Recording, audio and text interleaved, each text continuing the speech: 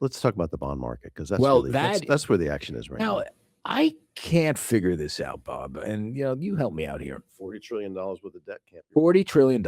Okay, so now how many trillions of debt did we have in 2002? We were about 6 trillion. Okay, in now we're 2002. 40. Yeah, now Yet we're interest 40, rates are the same more or less. on the 30. Oh, I don't remember what they were. No, they were about the same. I I'm looked going to it up. say it's about the same. I remember rates Right. being 3%, so more or less Yeah. the same. So why? Why everybody freaking out? Why are people freaking out? If Because it's you the have a same? whole generation of bond traders that have not seen a steepening yield curve in the way that is steepening now, and they've never dealt with inflation. Think about it. People since 2008, it's a long time, 18 years. What do you think? Wall Street's like professional sports. People don't survive very long. Yeah. Only the really good ones do, Yeah, that's true. right? And they get people get washed out of the business all the time.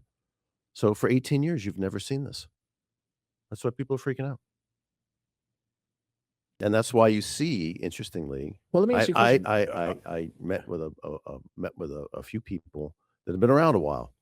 They're not freaking out because they've seen the cycles before. If you haven't seen a full cycle, and by the way, almost definitionally, in 18 years, you have not seen a full cycle. By the way, this is proof my phone is spying on me. Literally a second ago, just this alert from the Times popped up. The U.S. national debt hit $40 trillion, a grim fiscal milestone that came amid bond market jitters. This just hit as we were talking. Yeah. It's got a mind of its own. It's following me around. But let me ask you this: should we be worried? Is there something existential happening here? You wrote about it. You said, "Hey, oil's at $80. Market shrugs it off." So what you're really asking is, what's out there that the market can't shrug off? Because it seems like it's priced in everything else. Because business is pretty good. If you look at S&P, and I've said this a gazillion times, if you think the S&P makes $400, you price it at 20, it's 8,000.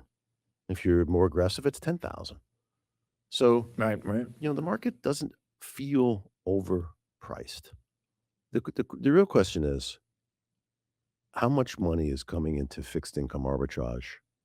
The hedge fund industry has gone from, in the last, I want to say 5 years, maybe 7 years, went from 2.5 trillion to 5 trillion, Right. on its way to 6 trillion. The reason why we are able to fund $40 trillion worth of debt is because there is a basis trade in government bonds, and that is keeping a lot of hedge fund managers alive, but it's also it creates a symbiosis between Wall Street and getting the deficit financed. And Wall Street plays an incredibly important part in recycling money that comes in as investment dollars to keep the debt machine going. So interesting. you're really asking, how much balance sheet is out there by the banks to support that activity so the government can keep funding itself? Now, that's an interesting question.